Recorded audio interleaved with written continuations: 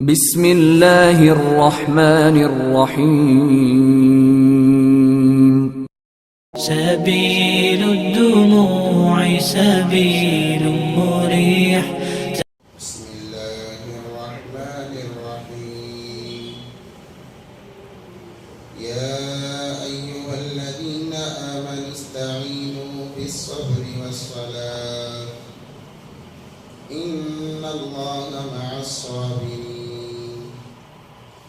ولا تقولوا لمن يقتل في سبيل الله أموات بل أحياء ولكن لا تشعرون. ولنبلونكم بشيء من الخوف والجوع ونقص من الأموال والأنفس والثمرات وبشر الصابرين الذين إذا أصابتهم مصيبة قالوا إنا لله وإنا إليه راجعون. أولئك عليهم صلوات من ربهم ورحمة وأولئك هم المهتدون. إن الصفا والمروة من شعائر الله فمن حج البيت أو اعتمر فلا جناح عليه أن يطوف بهما ومن تطوع خيرا فإن الله شاكر عليم. إن الذين يكتمون ما أنزلنا من البينات والهدى من بعد ما بيناه للناس في الكتاب أولئك يلعنهم الله ويلعنهم اللاعنون إلا الذين تابوا وأصلحوا وبينوا فأولئك أتوب عليهم وأنا التواب الرحيم. إن الذين كفروا وماتوا وهم كفار أولئك عليهم لعنة الله والملائكة والناس أجمعين خالدين فيها لا يخفف عنهم العذاب ولا هم ينظرون. وإلهكم إله واحد لا إله إلا هو الرحمن الرحيم. صدق الله العظيم. الحمد لله كفى وسلام على عباده الذين اصطفى. أما بعد. معزز سامعین کرام، جیسا کہ پہلے آیات میں گزرا فاذکرونی اذکرکم واشکرونی ولا تکفرون، اللہ تبارک و تعالیٰ کا فرمان کہ تم مجھے یاد کرو تو میں تمہیں یاد کروں گا، اور تم میرا شکر ادا کرو، میری نعمتوں کا انکار نہ کرنا۔ جب بندہ اللہ تبارک و تعالیٰ کو یاد کرتا ہے تو اللہ تبارک و تعالیٰ اس بندے کو یاد کرتے ہیں۔ بندہ اگر دل میں یاد کرے، صحیح حدیث ہے مسلم شریف کی کہ جب بندہ اللہ تبارک و تعالیٰ کو دل میں یاد کرتا ہے تو اللہ تبارک و تعالیٰ بھی اپنے اعتبار سے اسے دل میں یاد کرتے ہیں۔ جب بندہ مجمع میں اللہ تبارک و تعالیٰ کو یاد کرتا ہے، اللہ تبارک و تعالیٰ کا ذکر کرتا ہے، تو اللہ تبارک و تعالیٰ سب سے بہترین مجمع فرشتوں کو جمع فرمایا جاتا ہے، جمع کیا جاتا ہے۔ اس مجمع میں اللہ تبارک و تعالیٰ اس بندے کا ذکر کرتے ہیں جو بندہ مجمع میں اللہ کا ذکر کرتا ہے، اللہ کو یاد کرتا ہے۔ اور اللہ تبارک و تعالیٰ اس کے بعد اعلان فرماتے ہیں کہ اے فرشتوں، میں اس بندے سے محبت کرتا ہوں، تم بھی محبت کرو۔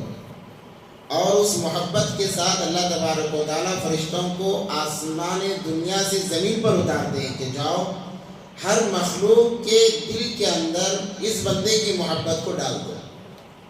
اور فرشتے اس بندے کی محبت کو لے کر اترتے ہیں غیر محسوس طریقے سے مخلوقات کے، جیسے حدیث میں آتا ہے 18,000 کم و بیش مخلوق، زیادہ بھی ہو سکتے ہیں کم بھی ہو سکتے ہیں، تمام مخلوقات کے دلوں میں اللہ تبارک و تعالیٰ اس بندے کی محبت ڈال دیتے ہیں۔ اب ہر مخلوق اس سے محبت کرنے لگتی ہے۔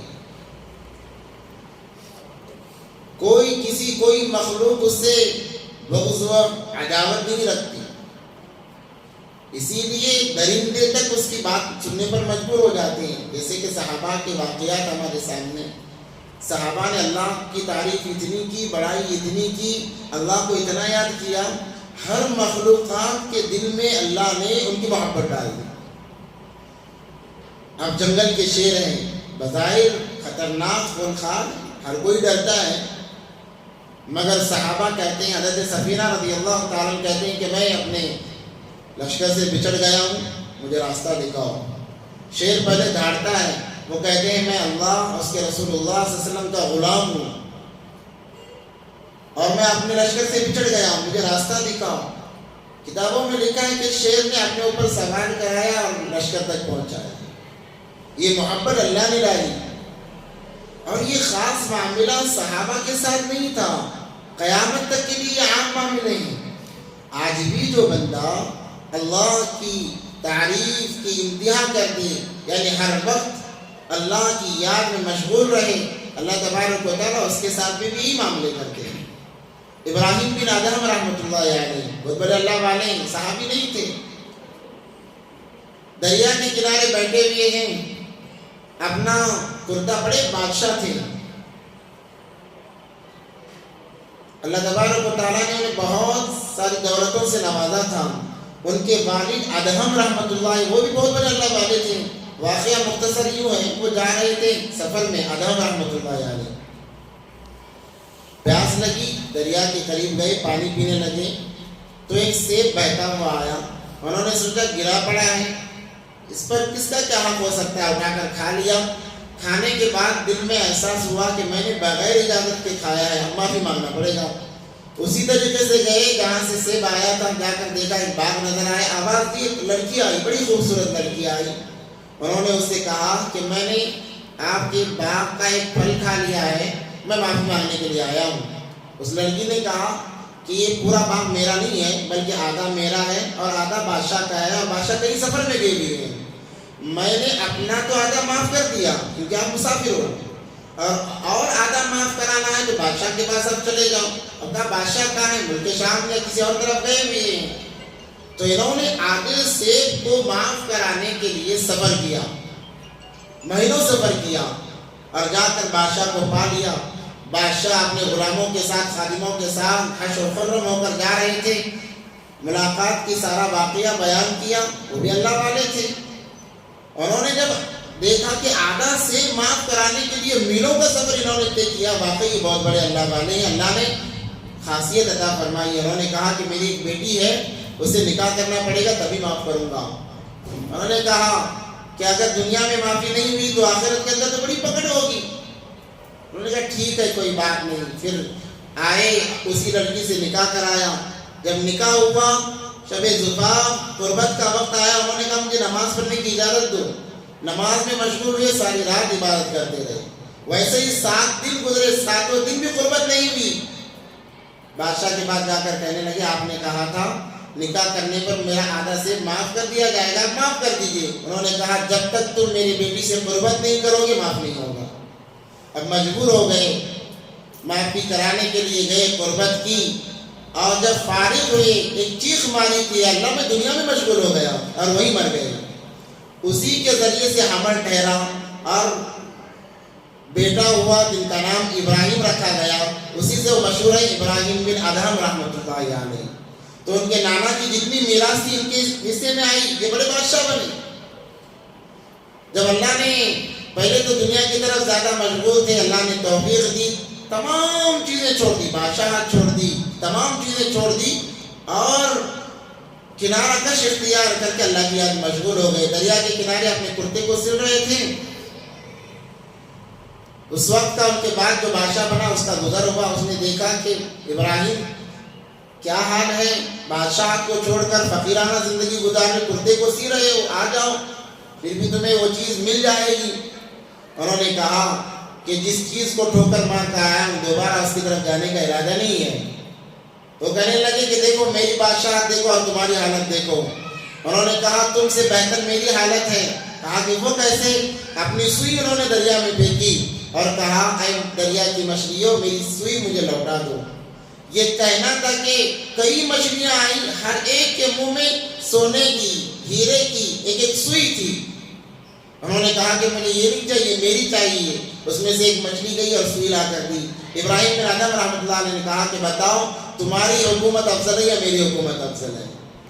تو اللہ محبت ڈالتے ہیں، جو اللہ کو یاد کرتا ہے، اللہ کی یاد میں ہمیشہ منہمک رہتا ہے، اپنا دل کا تعلق اللہ سے جوڑے رکھتا ہے، اللہ مخلوقات میں محبت ڈالتے ہیں۔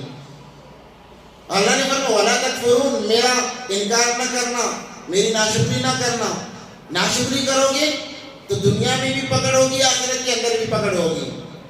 اب چونکہ اس سے پہلے آیات کے اندر قبلے کا تذکرہ چل رہا تھا کہ نماز کے اندر سے ایک دم اللہ کا حکم آیا تو نبی پاک صلی اللہ علیہ وسلم نے قبلے کو پھیر لیا۔ مشرکین تو خوش ہو گئے کہ دوبارہ ابراہیم کے مذہب پر آ گئے، یہودی ناراض ہو گئے، ان کا قبلہ بیت المقدس تھا۔ انہوں نے کہا کہ ہم سے حسد کی وجہ سے انہوں نے قبلہ بدلا ہے، اور نصارہ بھی ناراض ہو گئے، انہوں نے ہمارے قبلے کو اپنایا نہیں۔ قبلے کا جہاں تک حکم چل رہا تھا تو بہت ساری باتیں آ رہی تھی نبی پاک صلی اللہ علیہ وسلم پر، گویا کہ ایک قسم کے حالات کا سامنا کرنا پڑ رہا تھا۔ تو اللہ تبارک و تعالیٰ اپنے حبیب پاک صلی اللہ علیہ وسلم کو سمجھا رہے ہیں کہ آپ صبر سے کام لیجئے، نماز کو مضبوط پکڑیے۔ ویسے بھی انسان پر جب حالات آتے ہیں اس کو صبر کرنا چاہیے، اور صبر یہ بہت بڑی چیز ہے۔ جب بندہ صبر کرتا ہے، سب سے پہلے تو حالات کیوں آتے ہیں؟ میں نے کہا تھا تقریباً 1 مہینہ پہلے بھی، حالات 2 وجہ سے آتے ہیں، ایک تو گناہوں کی وجہ سے، دوسرا مقام کو بڑھانے کی وجہ سے۔ اللہ نے ہر انسان کا ایک مقام طے کیا ہے، وہ انسان کو معلوم نہیں ہے، ہر انسان کا ایک اعلیٰ سے اعلیٰ مقام ہے۔ جب بندہ اعمال کے ذریعے سے، کیونکہ اس اعلیٰ مقام پر پہنچنے کے لیے اعلیٰ اعمال کی ضرورت ہے، جب بندہ اعمال کے ذریعے سے اس مقام تک نہیں پہنچتا تو اللہ تبارک و تعالیٰ حالات لاتے ہیں تاکہ بندہ حالات میں صبر کرے، جس کی وجہ سے اسے اس مقام کو پہنچا دیا جائے۔ جب بندہ حالات میں صبر کرتا ہے، اللہ تبارک و تعالیٰ کی فوری طور پر مدد آ جاتی ہے۔ اللہ تو جانچنا چاہتی کہ کب تک یہ مجھ پر اعتماد کر کے صبر میں لگا رہتا ہے۔ اسی لیے نبی پاک صلی اللہ علیہ وسلم کو بھی صبر کی تلقین دی گئی کہ آپ صبر کرتے رہیے، نماز پڑھتے رہیے، نماز اور صبر کے ذریعے سے میری مدد حاصل کیجیے۔ اور ہمیشہ صحابہ نے، اولیاء اعظام نے جب ان پر حالات آئے ان کا رجحان نماز کی طرف ہوا ہے اور وہ کامیاب ہوتے رہے۔ آج مسلمان خسارے کی زندگی اسی لیے گزر رہا ہے کہ جب حالات آتے ہیں انسان مخلوقات کی طرف متوجہ ہوتا ہے۔ مالی حالات آئے تو مالی اعتبار سے مخلوقات کو متعین کرتا ہے کہ فلاں بڑا مالدار ہے، وہاں جاؤں گا تو میرے حالات کم ہو جائیں گے۔ اور دیگر حالات آئے تو اس قسم کی مخلوقات کی طرف متوجہ ہوتا ہے جس کی وجہ سے اللہ اسے اسی میں منامک کر دیتے ہیں، اسی میں لگا دیتے ہیں، مبتلا کر دیتے ہیں۔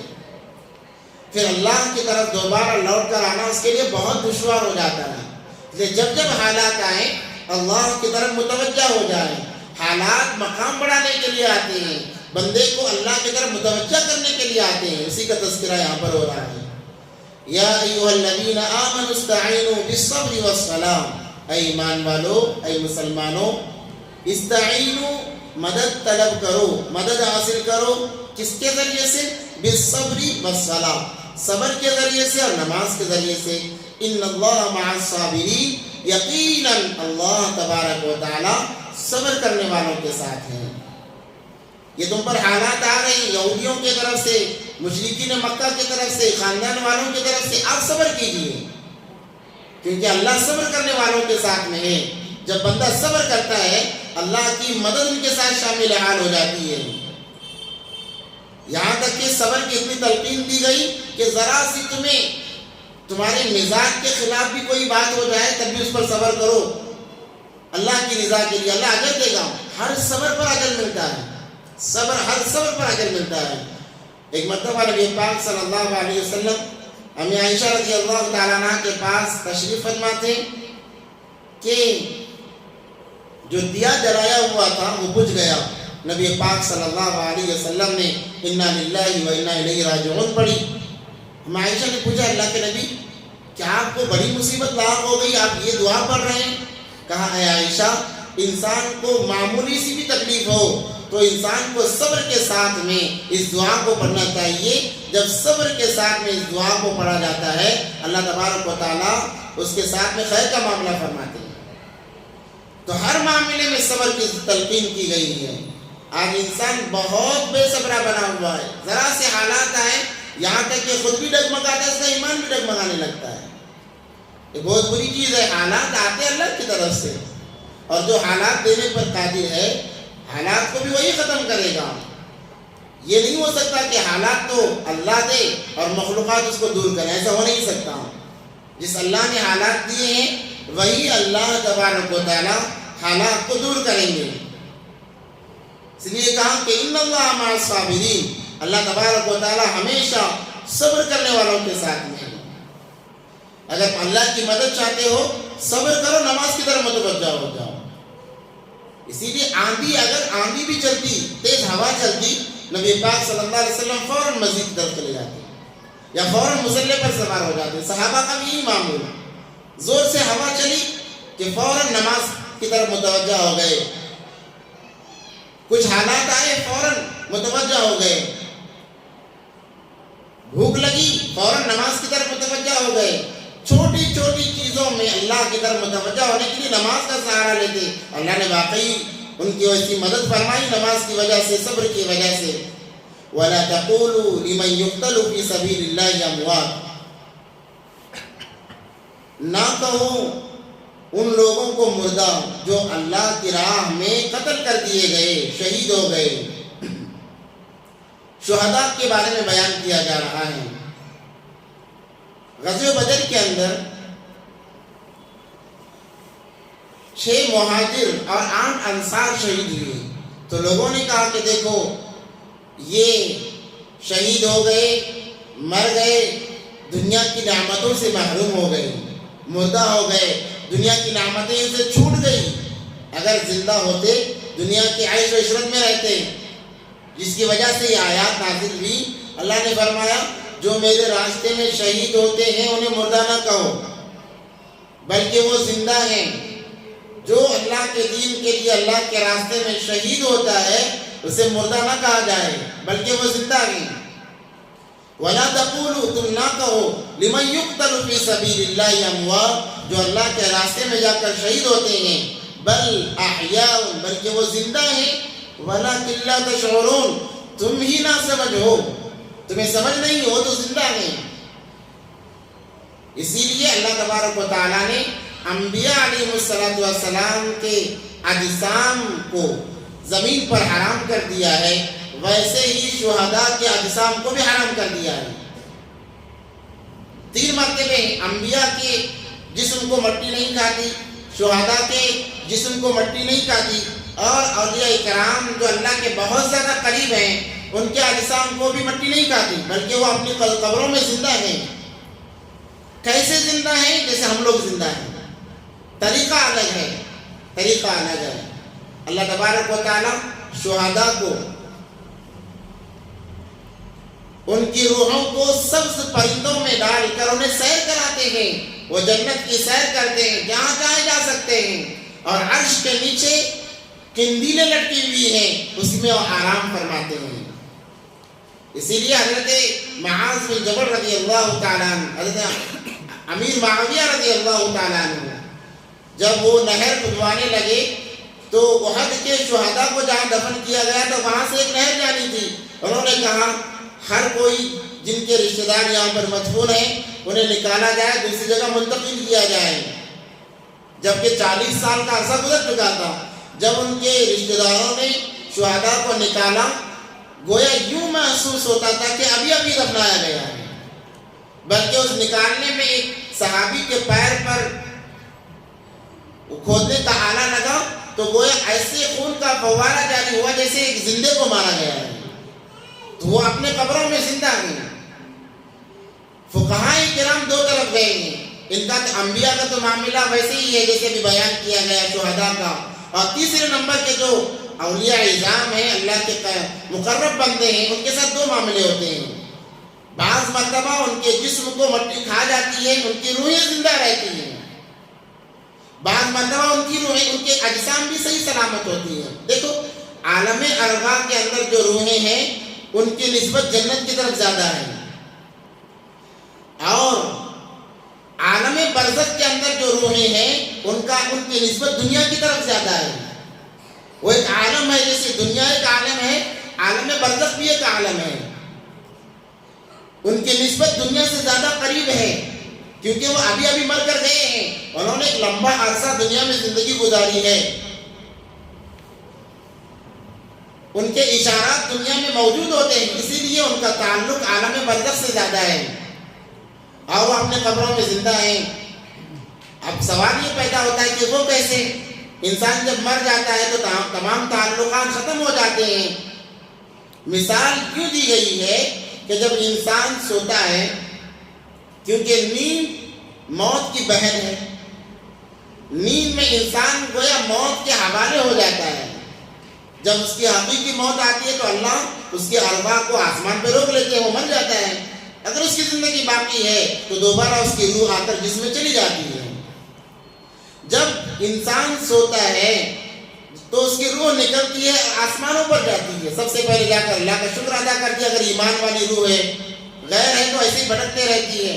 تو جب یہ نکلتی ہے تو وہ جو مر چکے ہیں ان ارواح سے ملاقات ہوتی ہے، ان ارواح سے ملاقات ہوتی ہے، کیونکہ اس کا تعلق دنیا سے زیادہ ہے۔ بڑی سمجھنے کی بات ہے، اگر ان کا تعلق دنیا سے نہ ہوتا تو جب ہماری روحیں آسمان پر جا رہی ہیں تو جو ہمارے خاندان والے مر چکے ان ارواح سے ہماری روحیں نہیں ملتی۔ اسی لیے احادیث میں آتا ہے جب تم اپنے رشتہ داروں کو یا کوئی آدمی بھی ہو جو مر چکا ہے اسے خواب میں دیکھ رہے ہو، وہ جس حالت میں ہے، جس حالت میں تم اسے دیکھتے ہو اسی حالت میں ہے۔ اگر تم نے اچھی حالت میں دیکھا تو وہ اچھی حالت میں ہے، اگر تم نے اسے بری حالت میں دیکھا تو وہ بری حالت میں ہے۔ کہا گیا کہ اس کے لیے توبہ استغفار کیا جائے، احسان ثواب کیا جائے۔ اگر عالم برزخ کا تعلق دنیا سے نہ ہوتا، ہمارے احسان ثواب کرنا ان کے لیے کوئی فائدہ نہیں ہوتا۔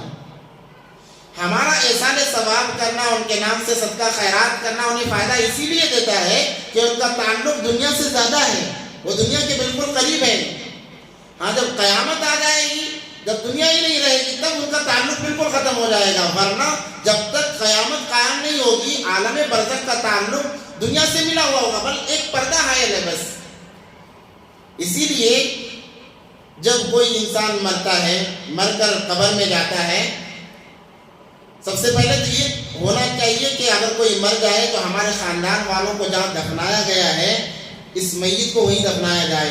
احادیث میں آتا ہے، صحیح روایت ہے کہ جب یہ مر کر جاتا ہے اس کے رشتہ دار فوراً اس کی طرف آ جاتے ہیں اور آ کر زندوں کے احوال معلوم کرتے ہیں، بتاؤ کہ فلاں آدمی کیسا ہے، فلاں کیسا ہے، فلاں کیسا ہے، احوال معلوم کرتے ہیں اگر وہ نیک ہوتا ہے۔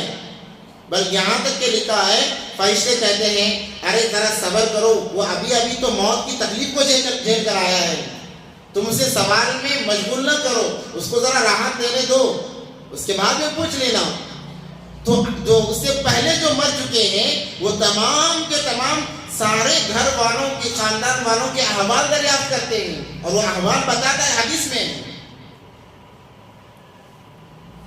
اسی لیے جب قبرستان جاؤ تو سلام کا حکم دیا گیا کہ وہاں پر وہ زندہ کے مانند ہیں، عالم برزخ کی زندگی ہے ان کی، سلام کرنا ہم پر واجب ہو جاتا ہے، اگرچہ ان کا جواب ہمیں سنائی نہ دیتا ہو مگر وہ سلام کا جواب دیتے ہیں، تو سلام کرنا چاہیے۔ جب کوئی انسان قبرستان جاتا ہے اس کے خاندان والے آپس میں بات کرتے ہیں کہ فلاں کا بیٹا ہے، فلاں کا بھائی ہے، فلاں کا داماد ہے، وہ رشتے ناطے گنواتے رہتے ہیں اور یہ انتظار کرتے ہیں کہ یہ کوئی چیز پڑھ کر ہمارے لیے بخش دے، کوئی چیز پڑھ کر ہمارے لیے بخش دے، احسان ثواب کر دے۔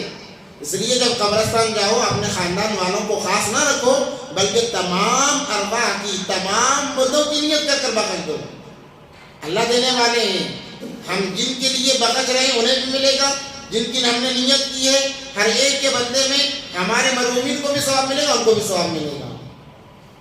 تو جب کوئی مر کر جاتا ہے تو دنیا کے زندوں کے حالات معلوم کرتے ہیں، اور بعض ارواح جب انسان سو جاتا ہے ان کی روحوں سے مل کر احوال معلوم کرتے ہیں کہ فلاں کیسا ہے، فلاں کیسا ہے۔ ایک واقعہ لکھا ہوا ہے، 2 صحابہ تھے، ان کا آپس میں بڑا گہرا تعلق تھا۔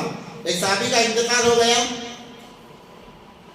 تو دوسرے صحابی کے خواب میں وہ آئے اور آ کر کہنے لگے کہ ذرا ہمارے گھر کی طرف خیال رکھنا، میرے انتقال کے بعد میں ہمارے گھر میں جو ہم نے ایک بلی پالی تھی جو ہمارے گھر والوں کو بہت محبوب تھی، اس کا بھی انتقال ہو گیا ہے، اور ہم قریب منہ بولی بیٹی کا بھی انتقال ہونے والا ہے۔ اور جو خواب دیکھ رہے تھے انہوں نے دیکھا کہ ان کے گلے میں ایک نشان بنا ہوا ہے، گویا کہ ایک زنجیر کے مانند۔ پوچھا کہ یہ کیسا نشان ہے؟ تو انہوں نے کہا میرے ذمے فلاں یہودی کا قرض تھا، اس کو میں ادا کیے بغیر آ گیا ہوں، میرے گھر کے اندر فلاں جگہ ایک پوٹلی رکھی ہوئی ہے، اس کے اندر اس کی امانت ہے، تم جا کر وہ امانت پہلے ادا کرو، جس کی وجہ سے مجھے تکلیف محسوس ہو رہی ہے۔ یہ صحابی اٹھے اور فوراً گئے، جا کر گھر والوں سے بات چیت کی اور پوچھا ان کے اہلیہ سے پردے میں، کیا تمہارے شوہر کے انتقال کے بعد میں کوئی تم پر حادثہ ہوا ہے، کوئی معاملہ تمہارے ساتھ ہوا ہے؟ انہوں نے کہا نہیں ہے، ذرا سوچ کر بتاؤ۔ تو انہوں نے کہا کہ ہاں ایک بلی ہمیں زیادہ محبوب تھی، اس کا انتقال ہو چکا ہے۔ تو ایک بات کی تو تصدیق ہو گئی، اب دوسری جو منہ بولی بیٹی تھی اس کا کیا، وہ کہاں ہے؟ پوچھا تو کہا کہ باہر کھیل رہی ہے۔ جب وہ جا کر قریب دیکھے، سر پر ہاتھ رکھا تو وہ بخار سے لت پت تھی، اور چند دن گزرے تھے، جیسے انہوں نے بتایا 6 دن میں انتقال ہونے والا ہے، ویسے اس بچی کا بھی انتقال ہو گیا۔ اب جب یہ بات کر رہے تھے تو ان کی نگاہ ان کے بتائے ہوئے جگہ پر پڑی، تو واقعی وہاں پر ایک پوٹلی رکھی ہوئی تھی جس کے اندر دینار تھے۔ وہ لے جا کر انہوں نے یہودی کا قرضہ ادا کر دیا۔ یہ کہانیاں نہیں بلکہ یہ حقیقت ہے۔ تو عالم برزخ گویا وہ دنیا کے بالکل قریب ہے، بالکل قریب ہے۔ اس لیے جو انسان مرتا ہے اس کی روح اگر نیک ہے تو اس کی قبر پر، اپنی قبر پر آ کر انتظار کرتے ہیں کہ کوئی آئے اور دیدار کرے، ہمارا دیدار کرے، ہمیں کچھ بخشے۔ جب سامنے سے گزرتا ہے خاندان والا تو وہ کہتا ہے کہ میرا فلاں چچا کا بیٹا ہے، میرے بھائی کا بیٹا ہے، انہیں پہچان لگتی ہے، وہ اپنا ان کا تعارف کراتے ہیں۔ تو یہاں پر کہا گیا کہ جو اللہ کے راستے میں شہید ہوتا ہے اسے مردہ نہ کہا جائے بلکہ وہ زندہ ہے، انہیں روزی دی جاتی ہے، انہیں رزق ملتا ہے، انہیں مردہ نہ کہو تو زندہ ہیں، بل احیاء ولکن لا تشعرون، تم ہی نہ سمجھو۔ اب اللہ تبارک و تعالیٰ فرما رہے ہیں دیکھو زندگی میں دونوں چیزیں ساتھ میں رہتی ہیں، خوشی ہے تو پریشانی بھی آئے گی، اور پریشانی بھی ہمیشہ دائمی نہیں ہے، خوشی بھی دائمی نہیں ہے، خوشی بھی ہمیشہ نہیں رہے گی، پریشانی بھی ہمیشہ رہے گی۔ پریشانی آئی تھوڑی دیر کے لیے آئے گی، خوشی آئے وہ بھی تھوڑی دیر کے لیے آئے گی۔ تو اللہ نے کہا کہ یہ آزمائشیں ہیں، یہ آزمائشیں ہیں۔ خوشی اس لیے آتی ہے کہ بندہ زیادہ خوش ہو کر اللہ کی طرف متوجہ ہو جائے کہ اللہ نے مجھے خوشی دی ہے۔ پریشانی اس لیے آتی ہے کہ پریشانی میں انسان مایوس ہو کر جب اس کا دل ٹوٹتا ہے وہ اللہ کی طرف زیادہ متوجہ ہوتا ہے۔ اللہ چاہتے ہیں کہ کسی طریقے سے بندہ مجھ طرف مل کر متوجہ ہو جائے، خوشی دیتا ہے، خوشی میں متوجہ نہیں، وہ حالات دیتا ہے، کم سے کم حالات میں تو آئے۔ اس سے اندازہ لگایا جا سکتا ہے کہ اللہ اپنے بندوں سے کتنی محبت کرتے ہیں۔ وَلَنَبْلُوَنَّكُمْ بِشَيْءٍ مِّنَ الْخَوْفِ وَالْجُوعِ، ان قریب ہم تمہیں آزمائیں گے چند چیزوں سے۔ وہ چیزیں کیا ہیں؟ خوف سے، بادشاہ کا خوف ہوگا، کسی اور کا خوف ہوگا، جوعی بھوک سے بھی آزمایا جائے گا، نقص من الاموال مال کی کمی کی وجہ سے، والانفس یا اولاد کو مار کر، والثمرات رزق میں کمی کر کے، یہ تمام چیزیں اللہ آزماتے ہیں۔ ایک تو خوف سے، خوف کا آنا بھی آزمائش ہے۔ اللہ دیکھنا چاہتے ہیں کہ یہ خوف میں کس کی طرف متوجہ ہوتا ہے، کیا مخلوقات کی طرف جاتا ہے، کیا خالق کی طرف آتا ہے۔ اللہ دیکھنا چاہتے ہیں، اس لیے خوف کو طاری کر دیتے ہیں۔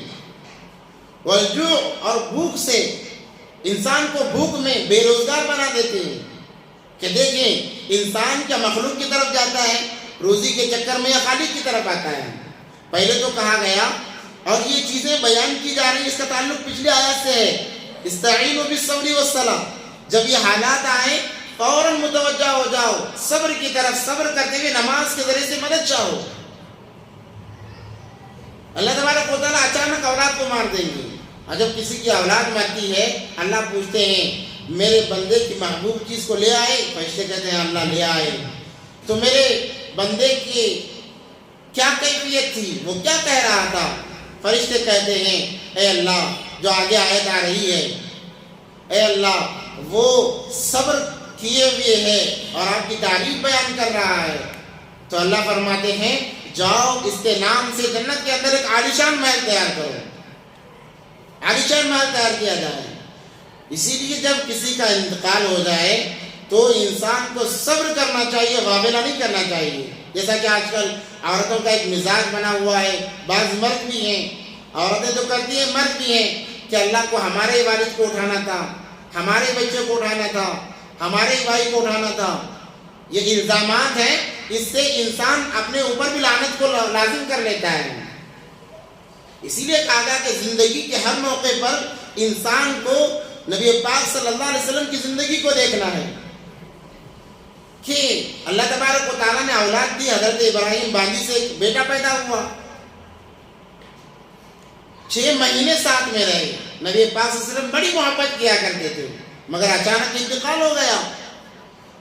نبی پاک صلی اللہ علیہ وسلم کو جب خبر ملی تو آنسو کے فوارے چھوڑ گئے، رونے لگے اور کہنے لگے ابراہیم تیری جدائی نے مجھے غم میں ڈال دیا، تیری جدائی نے مجھے غم میں ڈال دیا، تیری جدائی برداشت کے باہر ہے، مگر پھر بھی صبر کر رہے ہیں، کوئی شکوہ شکایت نہیں. نبی تھے اور ویسے ہی صحابہ کا بھی معمول تھا، صحابہ کے بھی انداز ویسا ہی تھا. ایک صحابیہ کے بارے میں آتا ہے کہ ان کے شوہر دین کے کام سے کہیں باہر گئے ہوئے تھے، ایک ان کا بیٹا تھا، اس کا انتقال ہو گیا. شوہر راستے میں تھے، آ رہے تھے، انتقال ہو گیا. اب جب بیوی نے دیکھا کہ بچہ تو مر چکا ہے، اکلوتا بیٹا ہے، بڑی محبت ہے، اور شوہر باہر سے تھکا ہوا آ رہا ہے. یہ عورتوں کے لیے سبق ہے کہ وہ عورت زیادہ تعریف کے قابل ہے، اللہ کے قرب کی مستحق ہے، جو شوہر کے باہر جانے کے بعد میں اپنے عزت و عفت کی حفاظت کرے اور شوہر کے انتظار میں رہے. جیسے ہی شوہر کے آنے کا قریب وقت ہو اپنے تمام غموں کو بھلا کر مسکرا کر اس کا استقبال کرے. ایسی عورتوں کی فضیلت آئی ہے حدیث مبارکہ کے اندر، کیونکہ جب مرد باہر سے آتا ہے ہزاروں قسم کے پریشانیوں کو لے کر آتا ہے، جب بیوی مسکرا کر اس کا استقبال کرتی ہے وہ تمام غم اور تمام درد بھول جاتا ہے. تو یہ صحابیہ تیار ہوئی، معمول کے حساب سے تیار ہوئی، بند سنور کر تیار ہوئی اور شوہر کا استقبال کیا.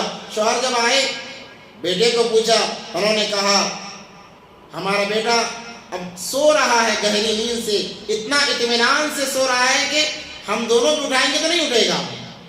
شوہر نے سمجھا نہیں، الغرض ویسے ہی کھانا کھا لیے، بلکہ دونوں نے رات میں ملاقات بھی کی، مگر پھر بھی بیوی نے بتایا نہیں. جب صبح ہوئی تو کہنے لگی کہ اللہ تبارک و تعالیٰ اگر کوئی ایک آدمی کسی کے پاس امانت رکھوائے وقت مقررہ کے اعتبار سے کہ 1 مہینے کے لیے یا 10 مہینے کے لیے 1 سال کے لیے یہ امانت آپ کے پاس ہے، جب مدت ختم ہو جائے وہ امانت مانگنے آئے تو کیا کرنا چاہیے؟ انداز دیکھیے. تو انہوں نے کہا کہ واپس کر دینی چاہیے، گلا شکوہ تو نہیں کرنا چاہیے. کہا کہ نہیں، گلا شکوہ کس بات کی؟ امانت تھی، ذاتی تھوڑی تھی، وہ کبھی مانگ سکتا ہے.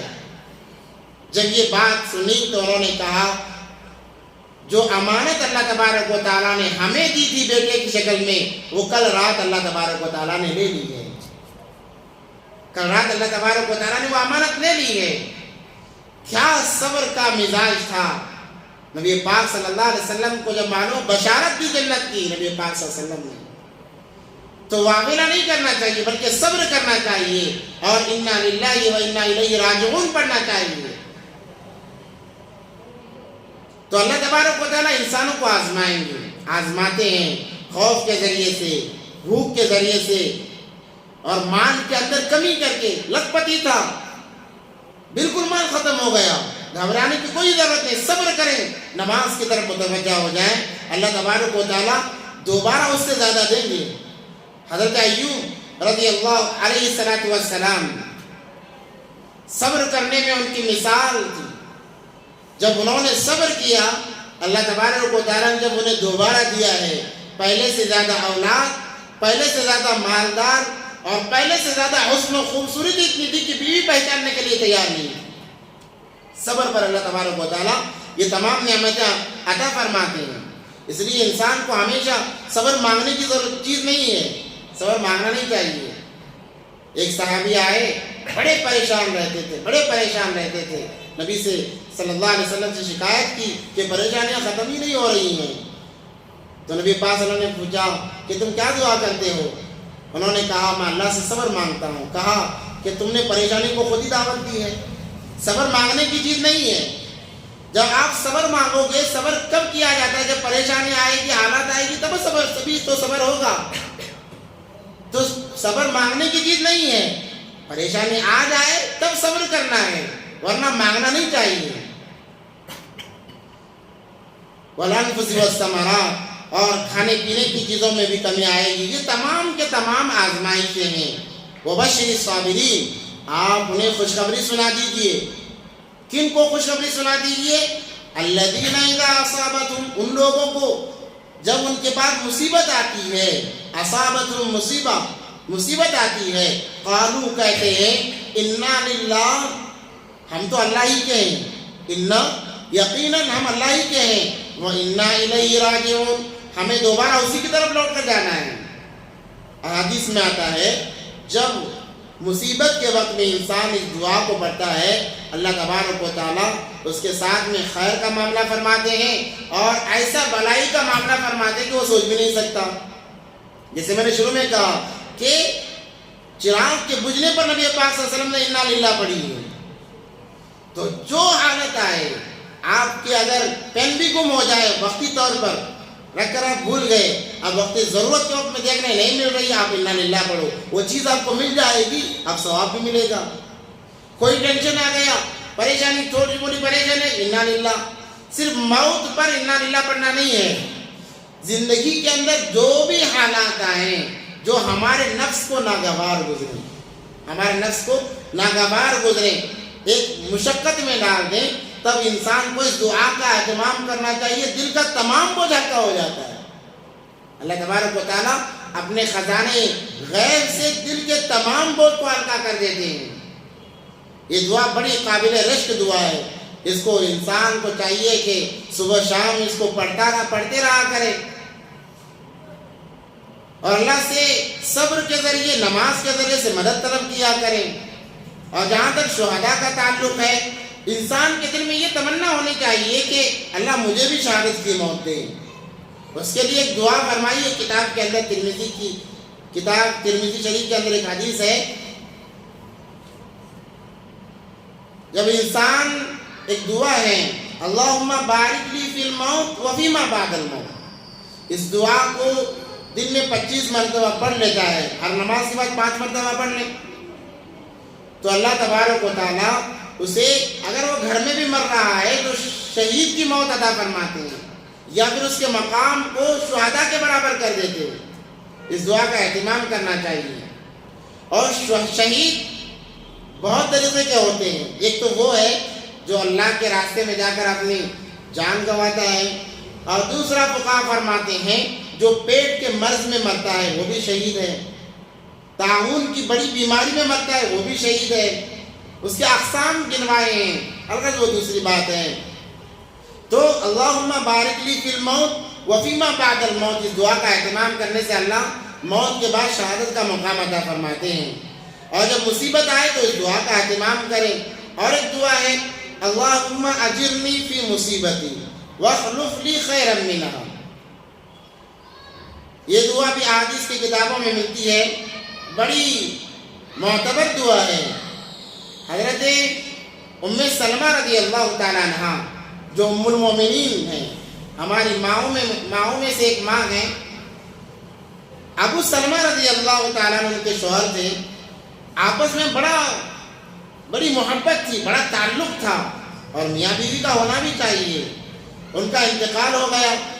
جب ان کا انتقال ہوا ان کے دل میں بات آئی میرے شوہر سے اچھا کوئی مجھے مل ہی نہیں سکتا, میرے شوہر سے اچھا کوئی مجھے مل ہی نہیں سکتا.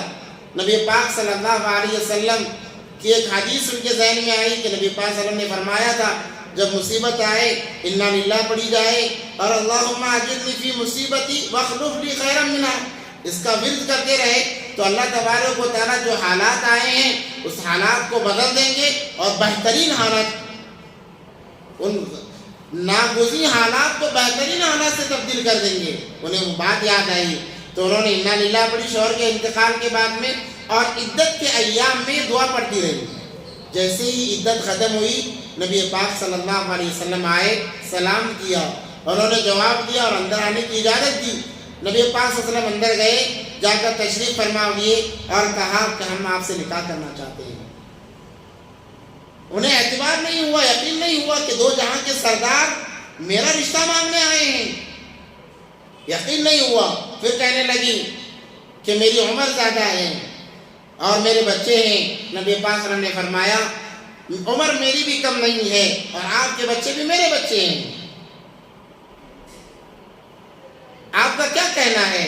انہوں نے کہا کہ جب دو جہاں کا سردار میرے دیار پر آئے میں کیسے انکار کر سکتی ہوں. تب انہیں یہ بات سمجھ میں آئی اور کہا اللہ کے نبی جب میرے شوہر کا انتقال ہوا تھا تو میں نے سوچا تھا کہ میرے شوہر سے بہتر شوہر مجھے مل نہیں سکتا, اور آپ کی بتائی ہوئی دعا کا میں ورد کرتی رہی, اسی کا نتیجہ ہے کہ اللہ نے اپنے حبیب کو میرے دیار پر بھیجا. تو اس دعا کا اہتمام کرنا چاہیے. اللہم اجرنی فی مصیبتی واخلف لی خیرا منہا, چھوٹی دعا ہے. جو بھی معمولی اگر حالات آئے, پریشانی آئے, تب بھی یہ دعا پڑھ سکتے ہیں. اللہ تبارک و تعالیٰ حالات کو منٹوں میں بدل دیتے ہیں. اولئک علیہم صلوات من ربہم ورحمہ. اب یہاں پر بتایا جا رہا ہے کہ یہی لوگ ہیں صلوات من ربہم جن پر اللہ کی طرف سے رحمت نازل ہوتی ہے, اللہ کی برکت ان پر ہوتی ہے. یہی لوگ ہیں. کون لوگ؟ صبر کرنے والے اور نماز کے ذریعے سے مدد طلب کرنے والے. وَأُولَئِكَ هُمُ الْمُهْتَدُونَ, اور یہی لوگ ہدایت پانے والے ہیں, کامیاب ہونے والے ہیں. إِنَّ الصَّفَا وَالْمَرْوَةَ مِنْ شَعَائِرِ اللَّهِ, یقیناً صفا اور مروہ اللہ کے شعائر میں سے ہیں, نشانیوں میں سے ہیں. فَمَنْ حَجَّ الْبَيْتَ, اور جو حج کرے, تم میں سے جو کوئی حج کرے ابھی اعتمارہ یا عمرہ کرے, فَلَا جُنَاحَ عَلَيْهِ, اس پر کوئی گناہ نہیں ہے, أَن يَطَّوَّفَ بِهِمَا, کہ وہ طواف کرے, یعنی صفا مروہ کی صحیح کرے. صفا مروہ کی صحیح نبی حضرت ابراہیم علیہ السلام نے جب حج کیا اس کے بعد سے صفا مروہ کی صحیح شروع ہو گئی, اور یہ شعائر میں سے ہے, نشانیوں میں سے ہے. یاد ہے حضرت حاجر علیہ السلام اور حضرت اسماعیل علیہ السلام کی یادوں کو تازہ کرنا ہوتا ہے. انصاری صاحب جو انصار تھے, مدینے والے تھے, وہ صفا مروہ کی صحیح کو صحیح نہیں سمجھتے تھے. کیوں؟ اس لیے کہ زمانے جاہلیت کے اندر مکہ والے وہاں پر صفا اور مروہ پر انہوں نے دو بت رکھے تھے, اور جب صحیح کرتے صفا پر چڑھتے تو اس بت کو چھوتے اور مروہ پر چڑھتے تو اس بت کو چھوتے. اور بعض مفسرین فرماتے ہیں کہ دو, ایک مرد اور عورت اسفا اور بائلہ نامی, انہوں نے کعبۃ اللہ میں زنا کیا, جس کی وجہ سے اللہ تبارک و تعالیٰ نے فوراً عذاب نازل کیا اور پتھر بن گئے. تو لوگوں نے ان کی مورتیوں کو بنا کر عبرت کے لیے ایک کو صفا پر ایک کو مروہ پر رکھا کہ لوگ آئیں اور عبرت لیں. جو اللہ کے گھر میں اللہ کی نافرمانی کرتا ہے, ایسے برے کام کرتا ہے, ان کا کیا انجام ہوگا. عبرت کے لیے رکھا. جب وہ لوگ گزر گئے ان کے بعد والوں نے ان کو خدا بنا لیا, ان کو پوجنے لگے, جس کی وجہ سے انصار جو مدینے والے ہیں, مدینے کے یہودی, اس صفا مروہ کی صحیح نہیں کرتے تھے. وہ کہتے تھے کہ ان کا یہ غلط عقیدہ ہے, یہ غلط کام کرتے ہیں. اور مشرکین چونکہ انہوں نے خدا بنا لیا تھا, وہ طواف کیا کرتے تھے. جب اسلام غالب ہوا تو مدینے مکہ والے یہ سوچ کر صفا مروہ کی صحیح کرنا نہیں چاہتے تھے کہ پہلے یہاں پر بت رکھے ہوئے تھے, ہم بتوں کی صحیح کرتے تھے. اب ہم مسلمان ہو چکے ہیں, گویا اس کی مشابہت ہو جائے گی، اس لیے وہ صفا مروہ کی صحیح نہیں کرنا چاہتے تھے۔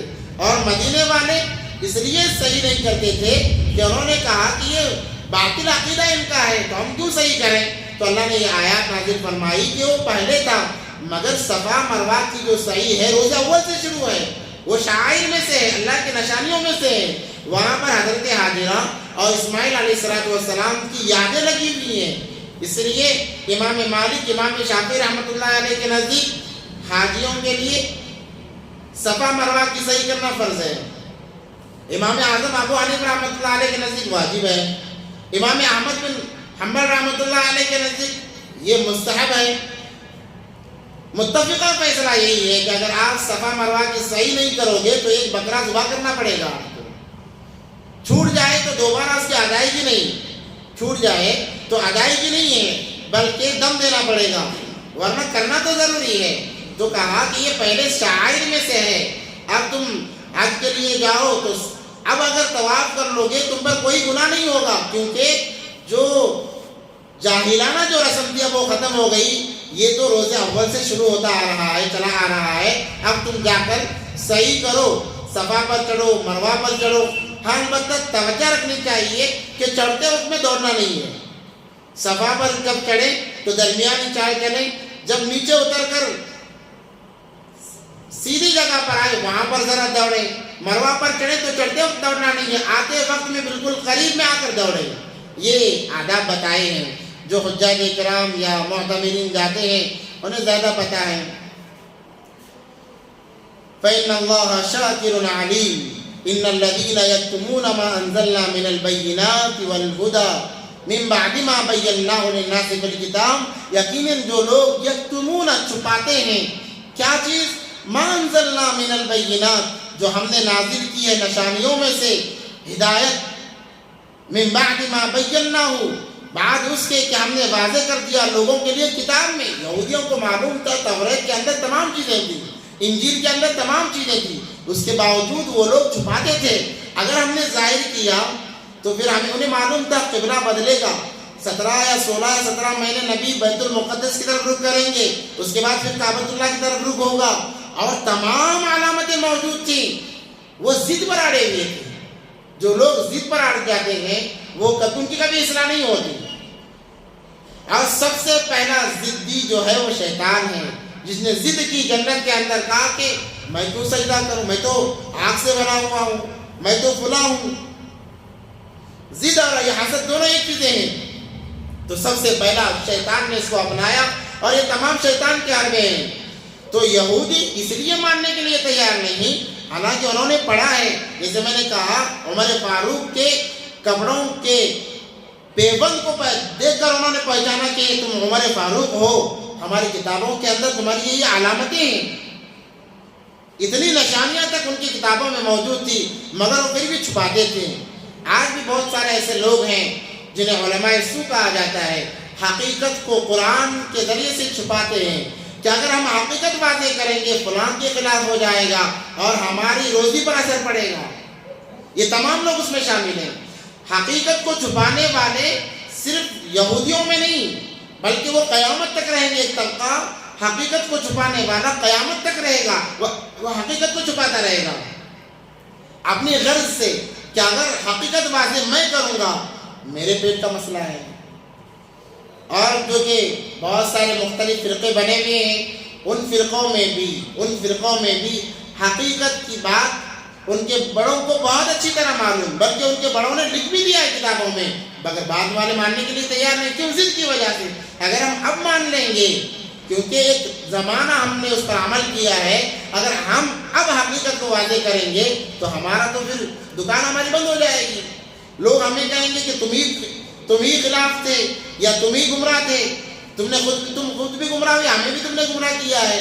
تو اپنی انا کو باقی رکھنے کے لیے وہ قیامت تک حقیقت کو چھپائیں گے، اور جو لوگ ایسا کرتے ہیں وہ خود ہی گمراہی کا کام کرتے ہیں۔ وہ خود نہیں ڈوبتے بلکہ ان کے ساتھ جتنے بھی ہیں ان تمام کو لے کر ڈوب جاتے ہیں۔ اولئک یلعنہم اللہ، کہا انہی لوگوں پر اللہ کی لعنت ہے، اللہ کی لعنت، ملائکہ کی لعنت، وَيَلْعَنُهُمُ اللَّاعِنُونَ، اور جو ان پر لعنت کر رہے ہیں یعنی ملائکہ اور اچھے لوگ جو لعنت کر رہے ہیں ان لوگوں پر، ان لوگوں کی بھی لعنت ہے۔ الا الذین تابوا واصلحوا، اس کے بعد جن لوگوں نے توبہ کی، اپنی اصلاح کر لی، وبینوا، اور حق بات کو واضح کر دیا، فاولئک اتوب علیہم، تو وہ توبہ کریں گے، وہ توبہ کی طرف مائل ہوں گے۔ جب انسان کو یہ بات سمجھ میں آتی ہے کہ میں گناہ کر رہا ہوں، مجھ سے غلطی ہوئی ہے، وہ توبہ کرے گا، اور جب انسان توبہ کرتا ہے اللہ توبہ کو قبول فرماتے ہیں۔ وَأَنَا التَّوَّابُ الرَّحِيمُ، میں تو توبہ کو قبول کرنے والا ہوں، میں تواب الرحیم ہوں۔ ان الذین کفروا وماتوا، یقیناً جن لوگوں نے کفر کیا، انکار کیا، وماتوا، اور وہ مر گئے، وہم کفار، یہی تو کفار ہیں، ایک تو انکار بھی کیا اور اسی پر ان کی موت آ رہی ہے، اسی پر مر رہا ہے۔ اولئک علیہم لعنت اللہ، ان پر اللہ کی لعنت ہے، والملائکہ، اور ملائکہ کی، والناس، اور تمام لوگوں کے اجمعین، خالدین فیہا، ان کے لیے ایک ٹھکانہ ہے۔ دیکھو دنیا میں ہمیشہ دو چیزیں ساتھ ساتھ چلتی ہیں، اچھائی برائی، نیکی اور بدی۔